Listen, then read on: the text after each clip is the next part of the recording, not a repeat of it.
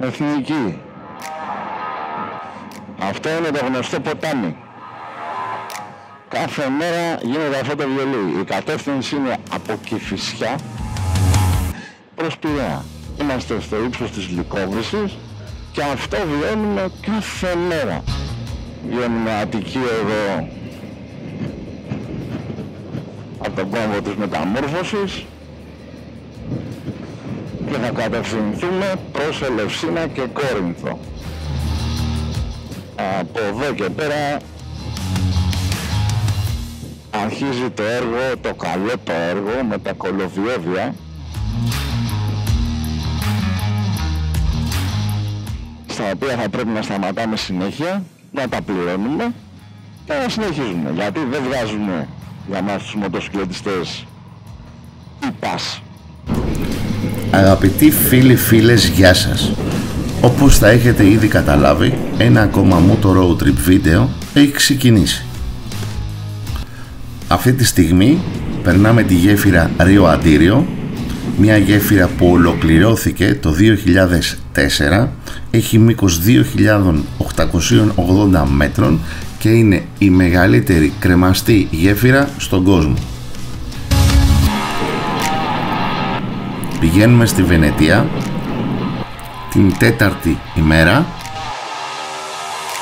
Οι διανυκτερεύσεις θα είναι σε Κότορ, Ντουμπρόβνικ, Ριέκα, έχοντας διανύσει μέχρι εκεί 1990 χιλιόμετρα.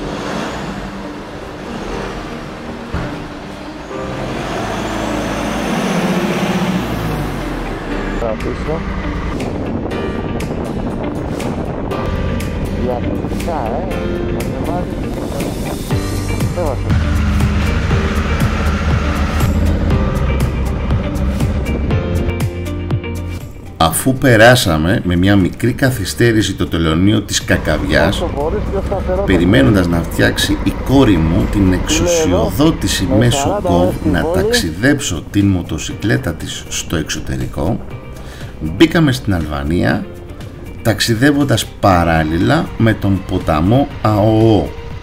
Ο καιρός άλλαξε. Άρχισε να βρέχει έντονα και οι φίλοι μας Αλβανοί οδηγούν πολύ χειρότερα από εμάς τους Έλληνες σε δρόμους στενούς με κακής ποιότητας άσφαλτο, κάνοντας έτσι το ταξίδι αγώνα επιβίωσης. Πού είμαστε? Κοντεύουμε Μαυροβούνιο. Στο τελωνείο του Μαυροβουνίου, Μούρικαν Σουκόμπιν, με εξέπληξε ευχάριστα το γεγονός ότι είχαν προβλέψει ειδικό πέρασμα για μοτοσυκλέτες. Μετά από 3 ώρες με φοβερή βροχή για 90 χιλιόμετρα φτάσαμε νωρίς το απόγευμα, ενώ είχε ήδη νυχτώσει, στο Κότορ. Εκεί κάναμε την πρώτη μας διανυκτέρευση, έχοντας διανύσει συνολικά 910 χιλιόμετρα.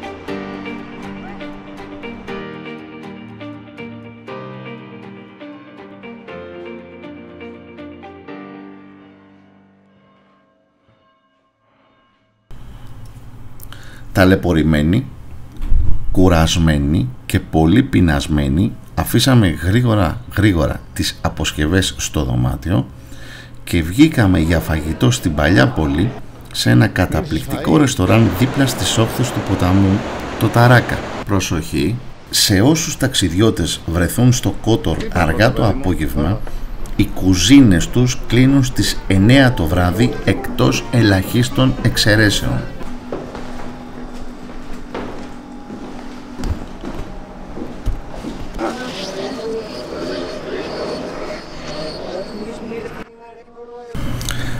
Περπατώντας στα σοκάκια της πόλης, δίπλα στα βενετσιάνικα τείχη, στην πλατεία των όπλων, όπου βρίσκεται και ο πύργος του ρολογιού, σήμα κατά τεθέν του Κότορ, νιώθεις ότι μεταφέρθηκες πίσω στο χρόνο, την εποχή της αναγέννησης, στο Μεσαίωνα.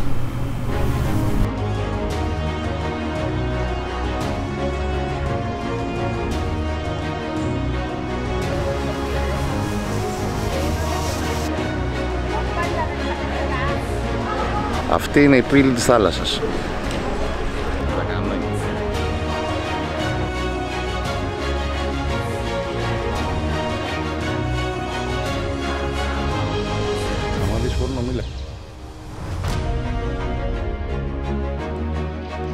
Αφού κάναμε μία βόλτα για να εξερευνήσουμε τα σοκάκια της παλιάς πόλης, ήπιαμε ένα καφεδάκι σε ένα φούρνο. My friend, βάλε και ένα από αυτό εδώ, το chocolate. Πήραμε ένα πλούσιο πρωινό ώστε να πάρουμε δυνάμεις για να ξεκινήσουμε την ανάβαση για το φρούριο. Το Κότορ είναι μια παραθαλάσσια μεσαιωνική καστροπολιτεία 13.000 κατοίκων με έντονες ενετικές επιρροές στην αρχιτεκτονική της. Το παλιό μεσογειακό λιμάνι βρίσκεται στην άκρη του κόλπου που συχνά τον αποκαλούν το νοτιότερο φιόρδ της Ευρώπης λόγω της φυσικής κατασκευής του και έχει ανακηρυχθεί παγκόσμια κληρονομιά της UNESCO από το 1979.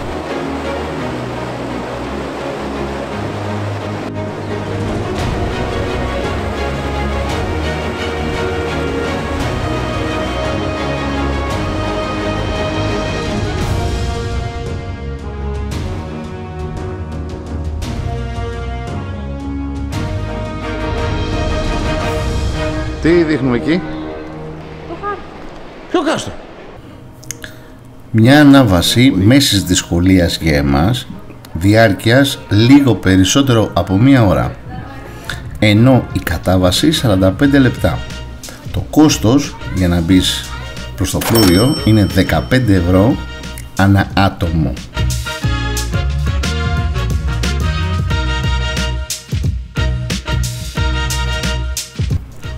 Αν και έχει άτομο στα μισά της διαδρομής που πουλάει αναψυκτικά και νερά, καλό θα είναι να έχετε εφοδιαστεί με νερό και στερεά τροφή, διότι ο χρόνος διαφέρει από άτομο σε άτομο και μπορεί να σας πάρει πάρα πολύ χρόνο το πάνω κάτω.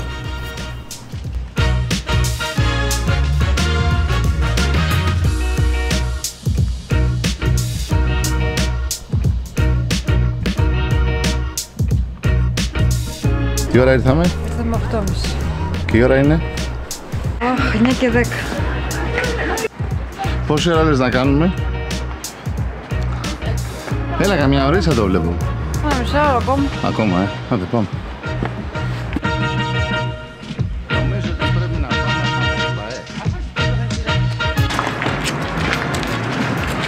Σε σένα γέλαγε αυτός? Τι έγινε?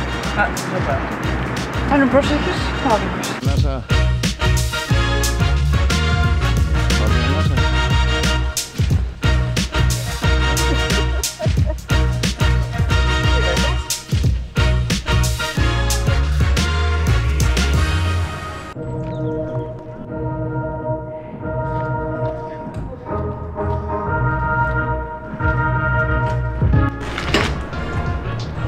Είναι λίγο τρομακτικό, είναι λίγο extreme. Και να.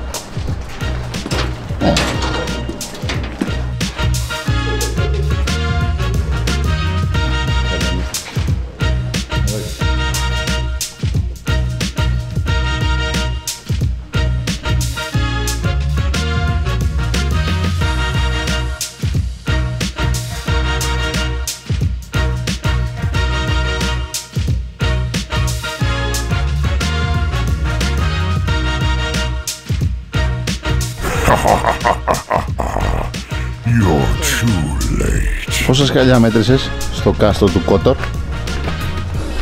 ήταν. 1.645 για την ακρίβεια. 1700 μέτρησες. Καταφέραμε.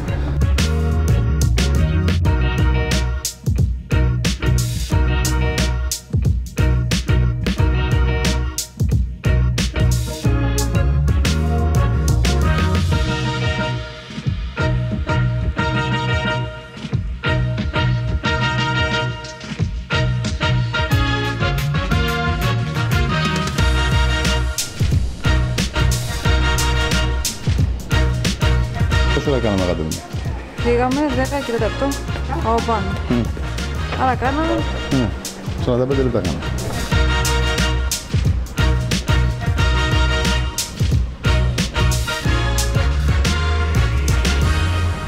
Φεύγοντας από το Κότορ και στο δρόμο για το Ντουμπρόβνικ, λίγο μετά το νησάκι του Σεντ Τζόρτζ, εντόπισα ένα πλυντήριο οχημάτων. Καλή ευκαιρία σκέφτηκα για να πλύνω την μοτοσικλέτα από τις λάσπες και από την νεροποντή που φάγαμε τις προηγούμενες μέρες, αλλά να γρασάρω και την αλυσίδα. Μικρό κουταλάκι. Στο ταξίδι, άμα στις 2-3-4 χιλιάδες χιλιόμετρα, πρέπει να τις χωρετήσεις. 2 ώρες αργότερα, έχοντας διανύσει 90 χιλιόμετρα, βλέπω την γαστροπολιτεία που μάκεψε όλο τον κόσμο, αφού χρησιμοποιήθηκαν ατόφια κάποια μέρη του για τα γυρίσματα του Game of Thrones. Ένα πολύ σημαντικό λιμάνι των Βενετών στην Αδριατική για πάρα πολλούς αιώνες.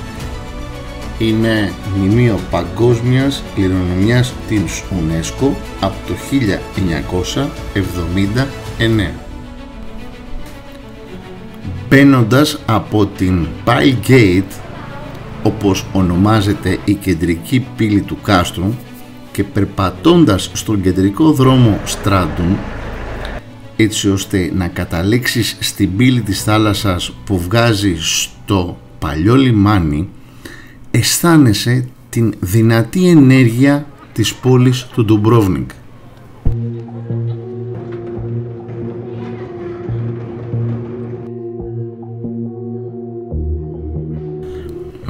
Εξερευνώντας τα σοκάκια ανάμεσα στα παλιά κτίρια μπαρόκ αρχιτεκτονικής και τις πολλές καθολικές εκκλησίες αναγεννησιακού ρυθμού, νιώθεις ότι συμμετέχεις σε ταινία τύπου Lord of the Rings, King Arthur, Excalibur και γενικά ό,τι έχει να κάνει με υπότες, κάστρα, πολιορκίες, μάχες. Αφού περπατήσαμε τη σκάλα της ντροπής χωρίς να πληρώσουμε, ήθελαν 35 ευρώ για τα τείχη της πόλης.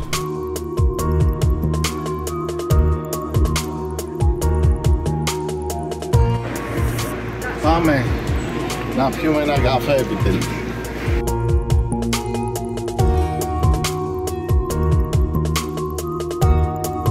Κλείσαμε δωμάτιο με τον αριθμό 3 πολύ κοντά στο κάστρο, με ιδιωτικό πάρκινγκ για τη μοτοσικλέτα. Είχαμε γρήγορη πρόσβαση με τη μοτοσικλέτα, ενώ δεν είχε χρέωση στο σημείο που την άφηνα. Λίγο προσοχή εδώ, διότι δεν αφήνουν να μπείτε με αυτοκίνητο, κάτι πως θα σας δυσκολέψει με τις αποσκευές.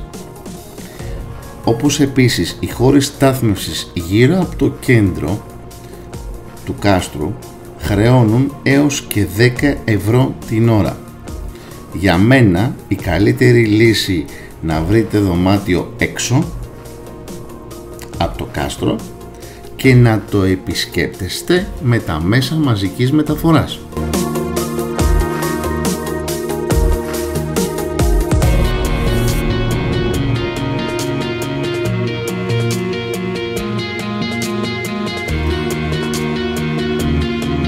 Στο δρόμο προς τη Ριέκα αποφασίσαμε να επισκεφτούμε το Σπλίτ.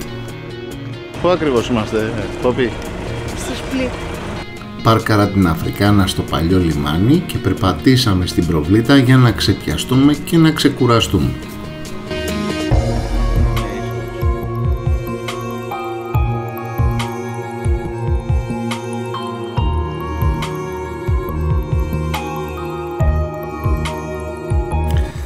Μπήκαμε στην παλιά πόλη του Σπλίτ από την είσοδο που ενώνει το λιμάνι με τον καθεδρικό ναό.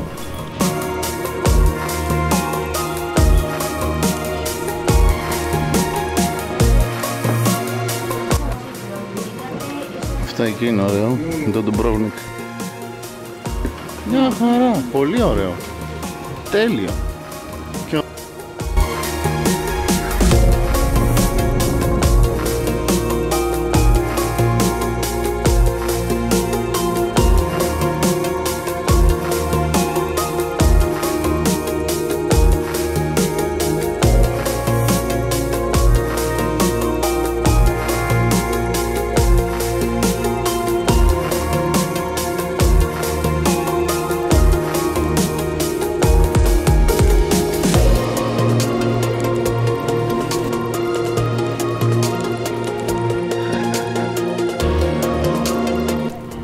Το Σπλίτ δημιουργήθηκε τον 3ο με 4ο μετά Χριστού αιώνα από τον αυτοκράτορα Διοκλητιανό πάνω στην αποικία του Ασπάλαθου που είχαν φτιάξει οι αρχαίοι Έλληνες τον 2ο π.Χ. αιώνα.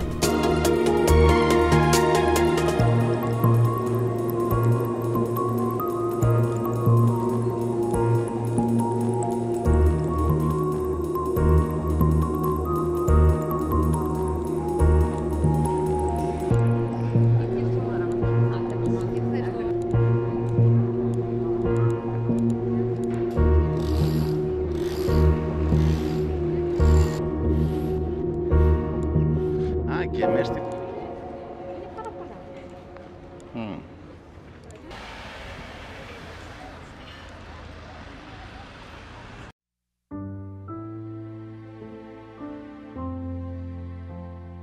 Αργά το απόγευμα φτάσαμε στη Ριέκα, βρεγμένη ως το κόκαλο από τη βροχή.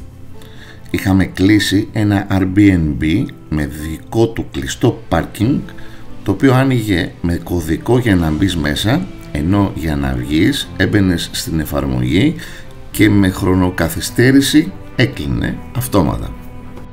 Ανεβήκαμε στο δωμάτιο να κάνουμε ένα ντουζάκι και να χαλαρώσουμε και βγήκαμε αμέσως βόλτα στο λιμάνι και στην παλιά πόλη.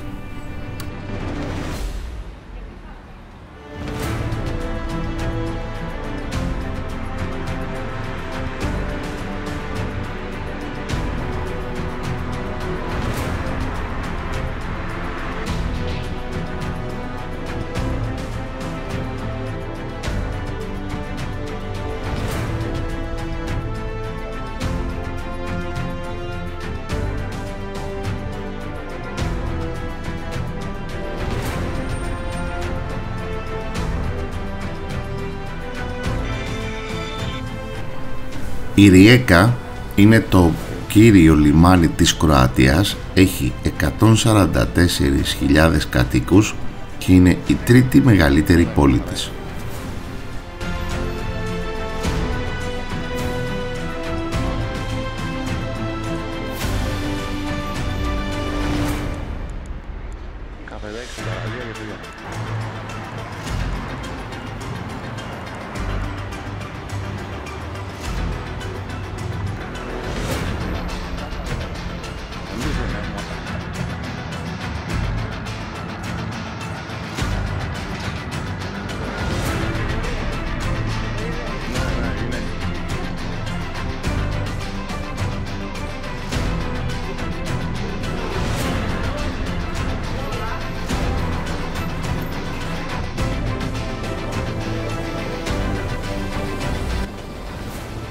Αφού κάναμε τη βόλτα μας στον πεζόδρομο και στο λιμάνι, ήπιαμε ένα καφέ στο κάστρο Τράτσκα που λειτουργεί σαν καφέ εστιατόριο. Βάλαμε μπροστά το Africa Twin με κατεύθυνση την Ιστρία, μια περιοχή της Κροατίας, και πιο συγκεκριμένα την πόλη Πούλα.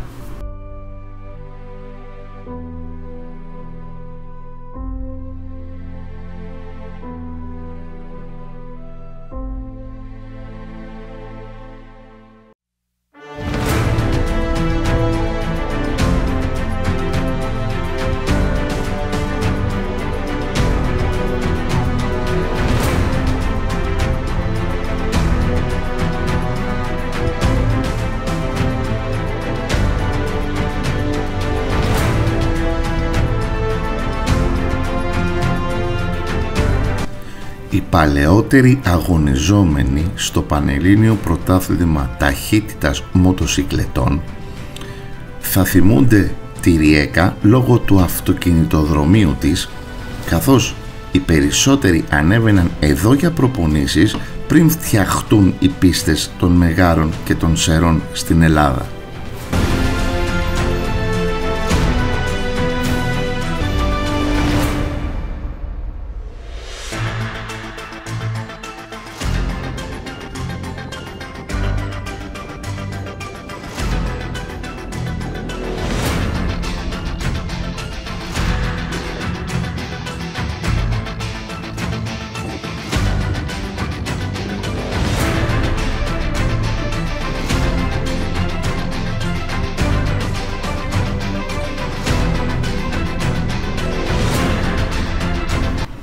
Η αρένα της Πούλας κτίστηκε τον 1ο αιώνα μετά Χριστόν από ασβεστόλιθο. Κατά την Ρωμαϊκή εποχή γίνονταν μονομαχίες με μονομάχους, ενώ στον Μεσαίωνα λάβαναν χώρα μονομαχίες με υπότες. Σήμερα χρησιμοποιείται κυρίως ως μουσιακός χώρος, γίνονται όμως και κάποιες εκδηλώσεις παύλα συναυλίες.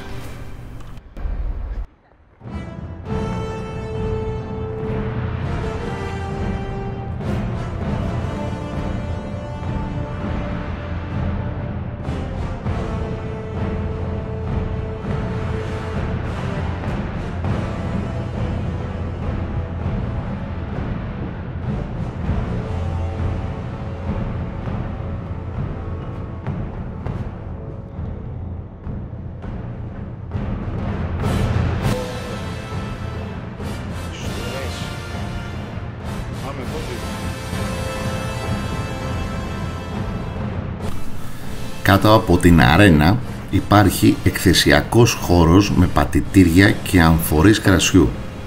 Η επαρχία της Ιστρίας φημίζεται για την παραγωγή κρασιού. Για κρασί το βλέπω, όχι για λάδι.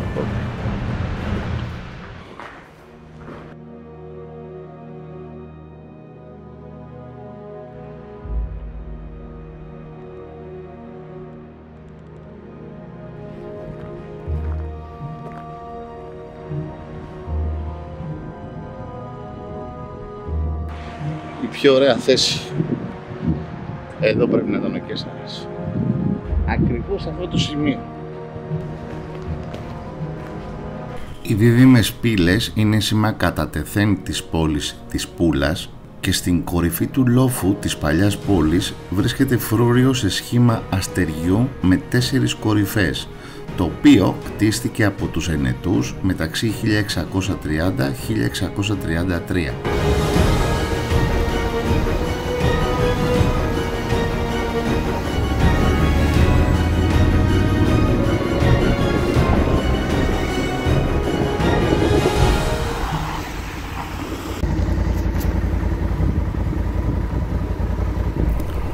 Αργά το βράδυ φτάσαμε στη Βενετία και πιο συγκεκριμένα στο Venezia Village Camping, στο οποίο είχαμε κλείσει ένα πολύ όμορφο bungalows. Ωραίο! Έχοντας διανύσει από την Ριέκα μέχρι και τη Βενετία 384 χιλιόμετρα. Θα κοιμηθούμε απόψε και αύριο τα λέμε. Καλό είναι πάντως. Δώσω. Το συγκεκριμένο σπιτάκι που κλείσαμε ήταν ουσιαστικά ένα προκάτ πολύ όμορφο, ξύλινο απ' έξω με περατούλα, και είχε το συγκεκριμένο κάμπινγκ κλειστό φυλαζόμενο πάρκινγκ, διότι για 2 ημέρες το Africa Twin θα ξεκουραζόταν, αφού εμείς θα χρησιμοποιήσαμε το λεωφορείο της γραμμής. Προχωρά μπροστά να ανοίξεις πόρτες σου. Δεν είναι το πρωινό. Buongiorno. Buongiorno. Τι δικαιόμαστε με το voucher? Ένα καφέ και ένα τέτοιο. The best cappuccino ever. Thank you, merci.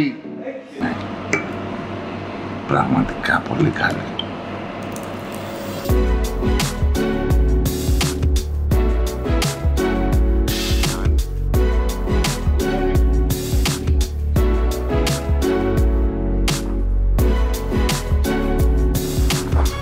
Τι χορεύεις, τι χορεύεις.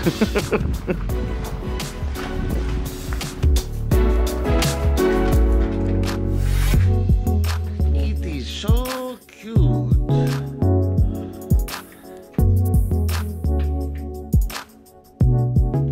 Και πολύ στενάχωρο όμως. Πολύ στενάχωρο. Είσαι έτοιμη? Είμαι έτοιμη. Πού πάμε? Στη Βενετία. Εδώ θέλω να πω ότι η επιλογή του συγκεκριμένου καταλύματος ήταν πάρα πολύ έξυπνη. Και αυτό διότι σαν κάμπινγκ ήταν φτηνό, 85 ευρώ την ημέρα με πρωινό, ήταν πάρα πολύ κοντά, μόλις 10 λεπτά με το λεωφορείο από τη Βενετία και είχα φυλασσόμενο πάρκινγκ όλο το 24ωρο για την μοτοσικλέτα.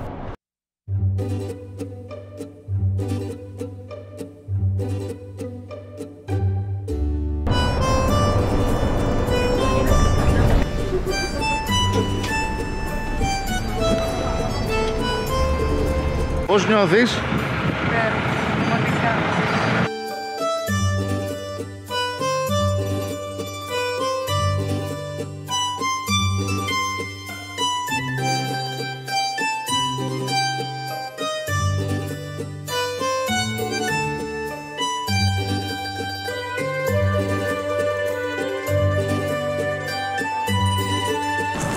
Έλα πριγκιπέσα. Μπορείς να πας με αυτά. Το εισιτήριο όλη την ημέρα 25 ευρώ. Αλλά μπορείς να πας και με αυτά. Αυτό είναι ένα ταξί.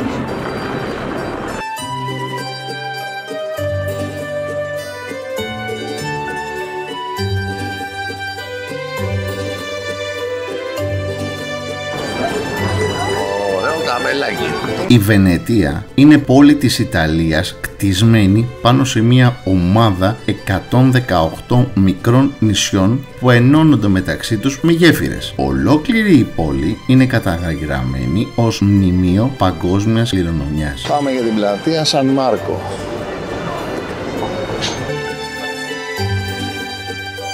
Πού μου πάει Τραγιάσκα? Είσαι πολύ όμορφος. Είσαι πολύ όμορφος. Πάει, Πάρα πολύ. Πας στη σχέρι.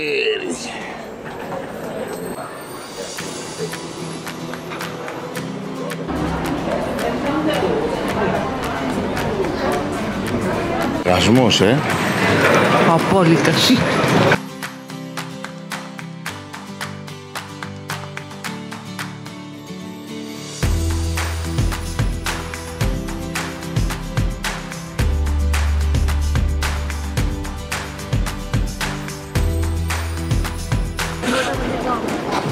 Θα πάμε.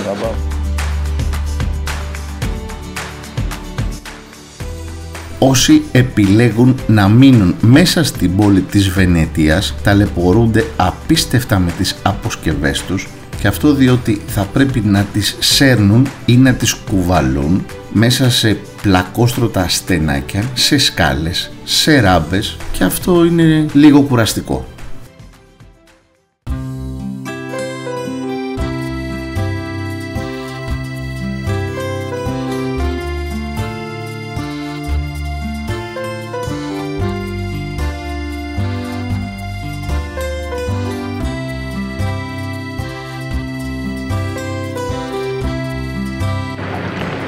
Έχουμε μοιραστεί με τα δύο κορίτσια το κοντολάκι.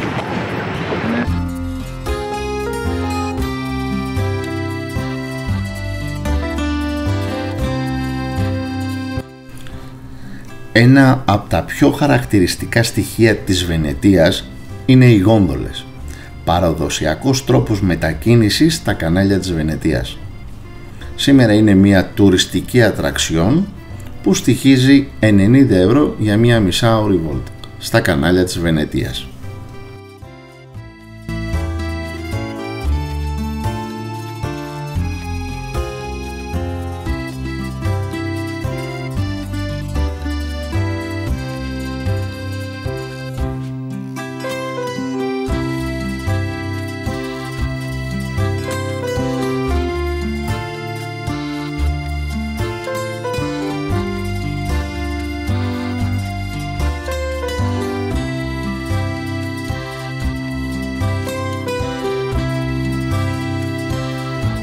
She wants a photo with you.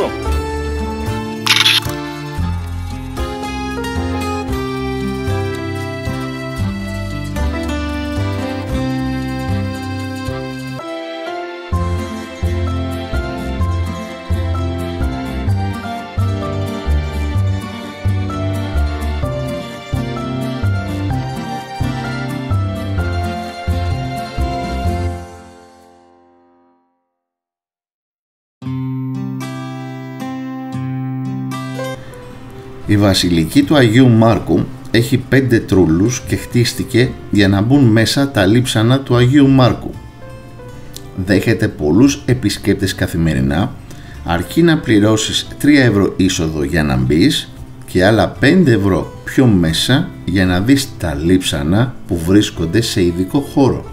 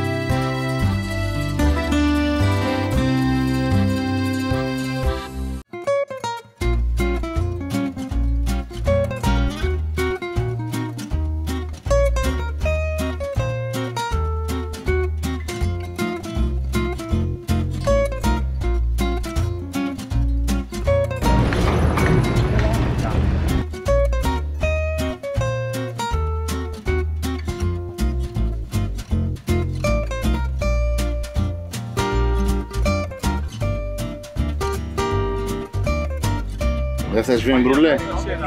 Γιατί? Grazie. Αυτός πληρώνει. Πίσω. Τι φοβάσαι? Νεκρούλιακα. Ήρθες στη Βενετία να πιεις κρασιά.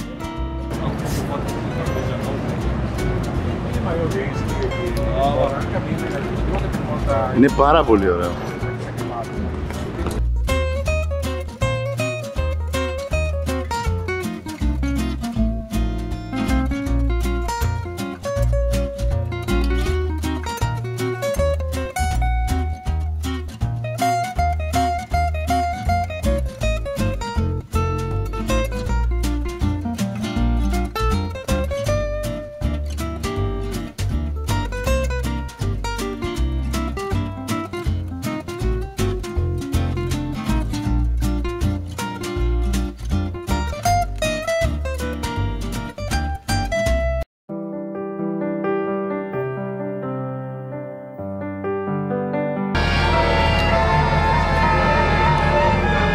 Εδώ θα βγάλουμε selfie με αυτούς από πίσω.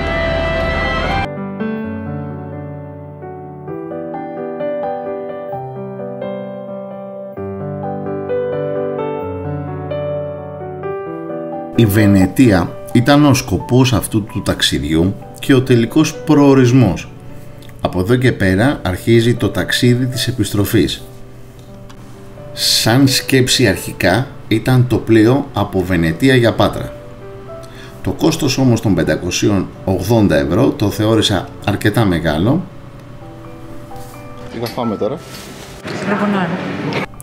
Αποφασίσαμε λοιπόν να επιστρέψουμε στην Ελλάδα οδικώς και να κάνουμε 2 διανυχτερεύσεις, μία στο Βελιγράδι και μία στην Κατερίνη. Μικρότερο το κόστος και θα δούμε 2 ακόμα πανέμορφες πόλεις.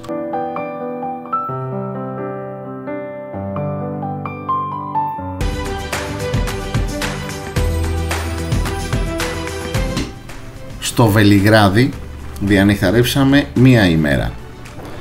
Φτάσαμε νωρίς το μεσημέρι και κάναμε μία βόλτα στην πόλη, δυστυχώς όμως με πολύ βροχή.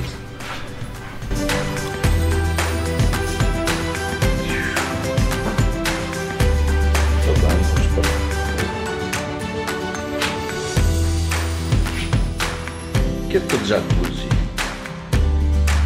Τι κάνεις, έχεις πονοκεφαλό? Τι έχεις πονοκεφαλό? Τους Σέρβους, αν και τους αγαπάμε, καλό θα είναι να μην τους πολύ εμπιστευόμαστε. Εγώ, παρότι είχα κλείσει δωμάτιο με πάρκινγκ ιδιωτικό κλειστό, είχε ιδιωτικό πάρκινγκ, κλειστό δεν ήταν. Την επόμενη μέρα φτάσαμε στην Κατερίνη, μια πανέμορφη πόλη της Μακεδονίας με καταπληκτικές ταβέρνες, πεζόδρομους και φαγητό.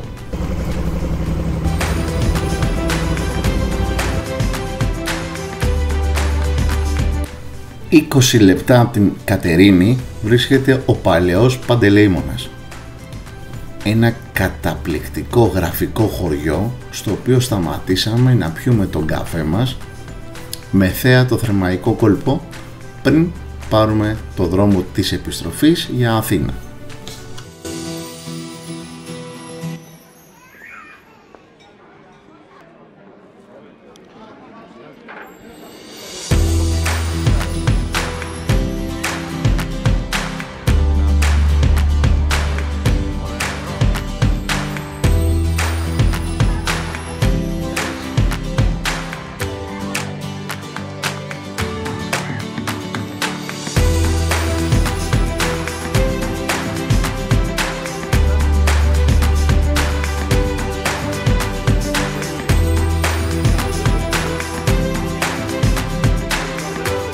Τι πήραμε?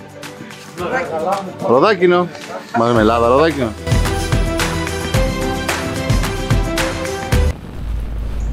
Όλα τα ωραία πράγματα κάποια στιγμή τελειώνουν.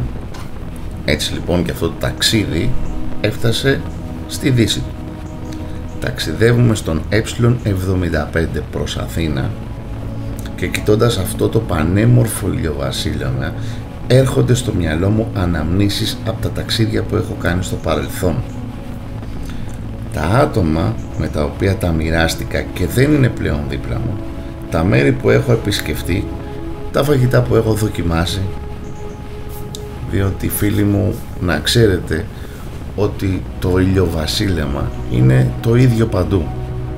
Αυτό που το αλλάζει και το κάνει πιο όμορφο είναι η παρέα και ο τόπος που βρίσκεσαι. Να είστε όλοι καλά και να προσέχετε τους εαυτούς σας.